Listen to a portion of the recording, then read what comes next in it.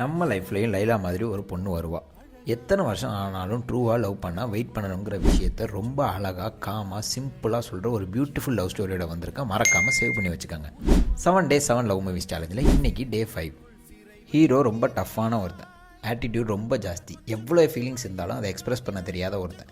Heroine அதே சமயம் ஒரு காமான ஒரு ஜென்யூனாக லவ் பண்ணுற ஒரு பொண்ணு. ஹீரோ இந்த கேப்பில் இன்னொரு பொண்ணை லவ் பண்ணி அதில் ஏமாந்து பிரேக்கப் ஆகி போகிறாரு. ஆனால் கடைசியில் என்ன நடக்குது? ஹீரோவும் ஹீரோயினும் சேர்ந்தாங்களா இல்லையா? யார் தாண்டா இந்த படத்தோட ஹீரோயின் கேட்க வைக்கிற மாதிரி ஒரு சப்டிலான ட்விஸ்ட்டு ஒன்று இருக்குது.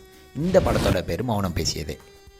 நம்ம தலைவன் யுவன் சங்கர் ராஜாவோட தரமான செய்கனே சொல்லலாம். எல்லா சாங்ஸும் பிஜிஎம்மும் அவ்வளோ சோல்ஃபுல்லாக இருக்கும்.